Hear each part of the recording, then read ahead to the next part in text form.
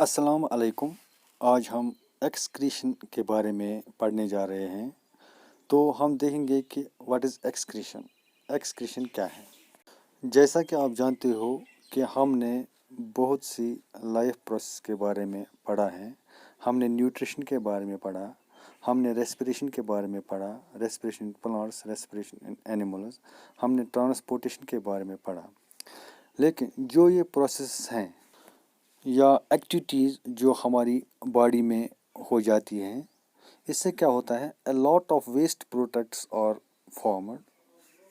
The body does not want to accumulate this waste product, so the body wants to get rid of them, and this process of waste removal is called excretion.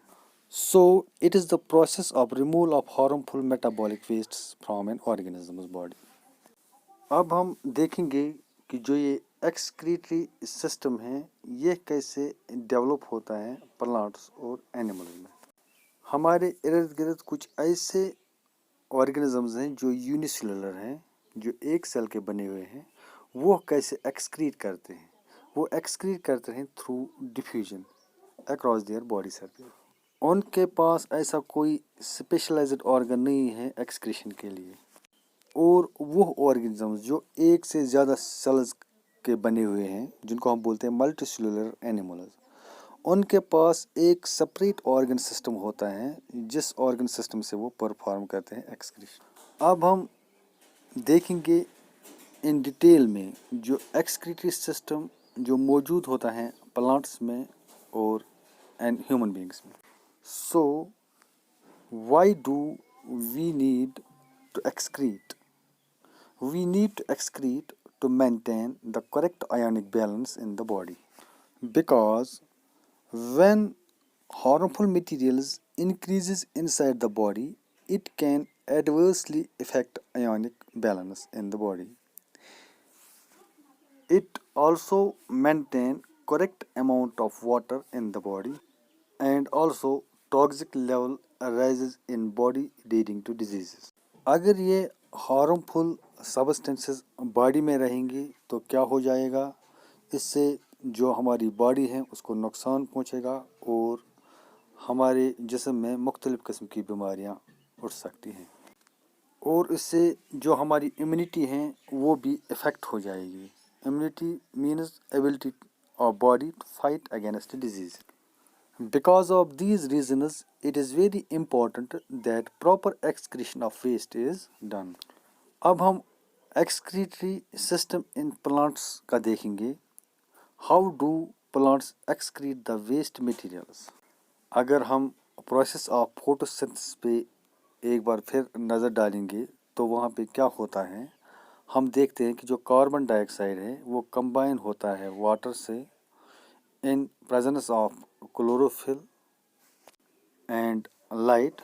तो वहाँ पे क्या product बनता है, वो बनता है glucose plus water plus oxygen. जो ऑक्सीजन वहाँ पे प्रोडक्ट बनता है ये इस्तेमाल होता है रेस्पिरेशन के दौरान, क्योंकि जो ऑक्सीजन है उसका कोई काम ही नहीं है फोटोसिंथेसिस में।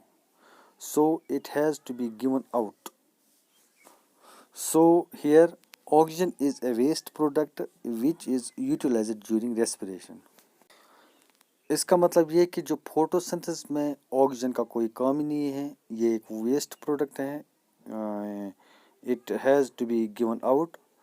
सो oxygen is a waste product which is utilized during respiration, so that the accumulation of oxygen does not take place inside the plant.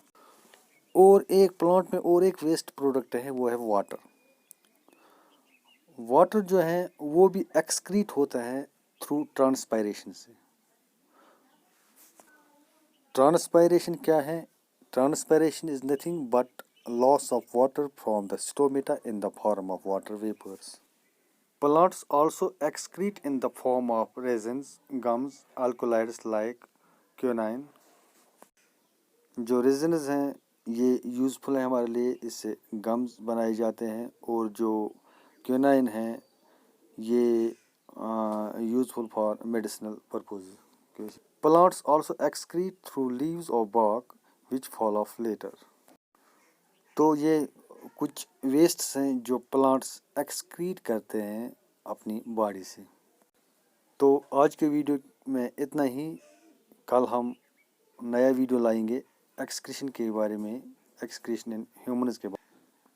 Thank you.